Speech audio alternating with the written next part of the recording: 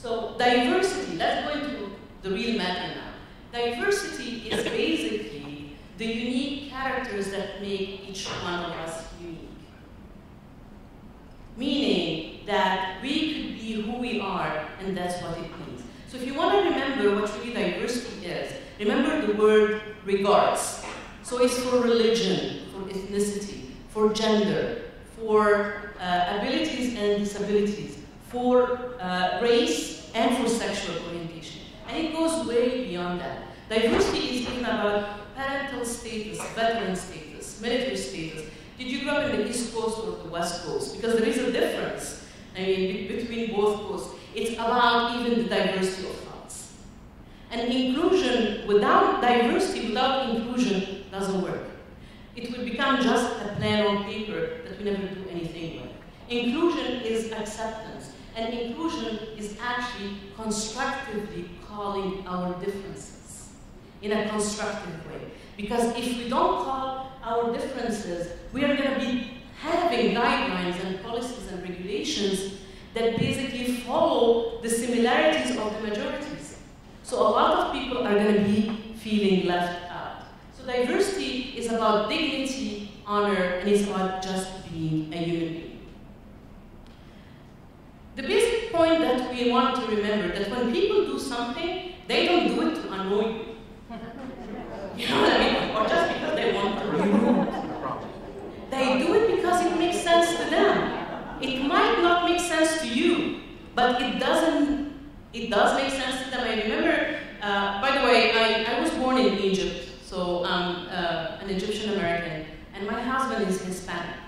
So we even have diversity in the house. You know, so, we use pita breads in different ways. I use it as a sandwich, and he uses it as a taco, a tortilla.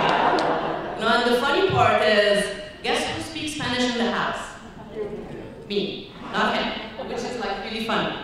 So people, when we first met, we used to do like an ethnic market that has little passage aisles, and people are from all ethnicities.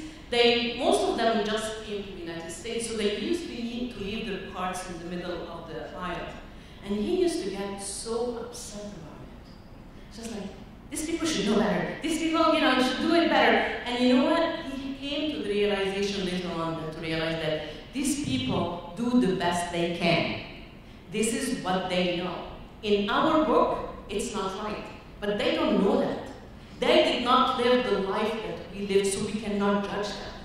And again, who are we to judge anyone? People are people, and they do, again, what really makes sense to them, even if it doesn't make sense to us.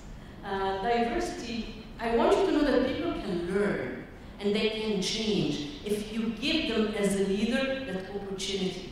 Remember what Mr. Fujioka said in the morning? He said it's our responsibility to develop these people. It's our responsibility to take their hand to the next level. That's what all succession planning is about. And if you believe in your employees and your followers, they will never disappoint you. Like, remember the Pygmalion effect. When you really believe in something, it happens. So if your employees are not acting right or are not achieving their goals, it might be, or they have a bad attitude. It's not because they're bad people. You need to look, again, to be aware about yourself. You need to look at either the goals you give them, maybe really they cannot reach their goals, or they need help or mentoring to achieve them. Do not cross them out just because they have not been achieving a goal right away. Maybe they need you to take their hand as leader, and part of being a human leader is part of taking people across the road. Differences are real or perceived. So I'm going to show you two pictures, and you tell me what's the difference between them. Those two, the first two, what's the difference between them?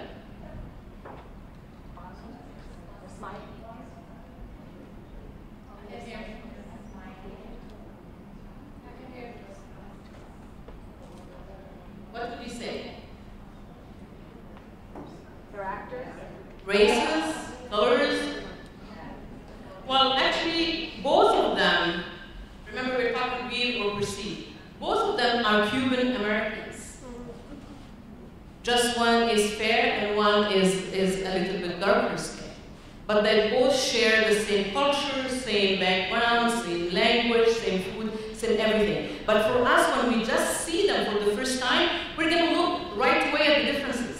right there looking at the similarities. Same with the second one. You know, they will look at both of them and say, oh, they're Arabs and probably Muslims. You know, the first one on the top is Indian from a Sikh religion, and this is part of their religion. And the second one, the Arabs in the Gulf area wear that, even if they're not Muslims. They wear it because the sun is so hot, so they need to cover their head. So we need to remember and we need to be aware that differences are either perceived or real. So diversity is not being politically correct. And we live in a world right now where everybody is politically correct. So the janitor is all of a sudden a custodial engineer. And the bartender is a mixologist.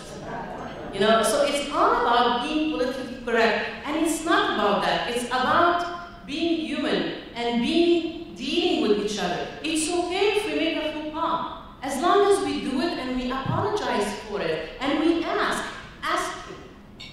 people. People would love to help you understand where they're coming from. And we all, again, like Martin Luther King said, we need to communicate to understand. Diversity is not a box that we check on a form. It's not affirmative action. And it's not equal opportunity. That's not that. Diversity goes about that. Diversity are the characters that make us unique as human beings, like we said earlier. And it's not about black and white. And it's not about blaming someone because someone else didn't get the rights. It's not about blaming or guilt. It's not about meriting someone like, oh, because I did this when I was your age, I was already here and there and you didn't do it, so you're not good enough. Again, judging people without basis. And the last thing, it's not tolerance. And I know that a lot of people that speak about diversity use the word tolerance. I tolerate my brother-in-law because I know he goes home at the end of the day. But I accept people for who they are. And I want you to know that I don't do diversity just because it's a profession and this is how I make money. I do diversity because I sincerely believe in diversity. Living in so many countries taught me to accept people. The best gift in this life are connection with human beings. This is the best gift because guess what? The human being connection is the reason why life exists, is the reason why we're here. So we need to take all that not only in our personal life, but also take it to our work. So as you see, it's a challenge to have a multicultural team because whatever we come from, we carry with us, you know, whatever we grew up believing in. So we look at leadership sometimes, and we're going to talk about that. Like, it's an authority that we cannot challenge. We even remember a couple of months ago, there was an Asiana aircraft, a big accident where unfortunately a few people died. And they actually attributed to a cultural misfit. Because what happened is that the pilot didn't have experience enough in that aircraft type. But the co-pilot had all the experience. But because the pilot is the boss, is the authority, he didn't dare tell him that he was doing something wrong. So that's how dangerous it is. That's how culture can affect not only employees, but can actually affect lives. You know, and hopefully at the end of this session today, we're going to have a better idea about different cultures. So the cultural difference, we are culturally programmed. No matter what we want to say, we carry the culture that we grew up with, and we respond to it, and we wrap ourselves in these whatever we feel, and we start judging people the way that we know how. So we surround ourselves with the people that look like us, that talk like us, that think like us. And what happens is that, first of all, we can get into a mode of think tank, where there is no more innovation, where we are all the same. And once we get into that group, the in group, we start judging others. So if we succeed, it's because we did it. But if something goes wrong, it's because it's an external factor that happened to us. But we look at other groups, if they succeed, it's because there are external factors that help them. But if they fail, it's because it's them, it's not us. So we need to be aware of how we think and about our own ethnocentricity and fear. And when people fear, when anything happens as a cultural shock, it causes a reaction like anger or fear. And the fear will make us like go into a cocoon and we look at other people and we say, oh, they make me nervous, or I don't trust them. And we kind of group everybody together when this is not even fair. And this is part of stereotyping. It's even beyond prejudice. It's about stereotyping, and that's what, these are negative emotions that will actually make people feel not wanted and not belonging at work.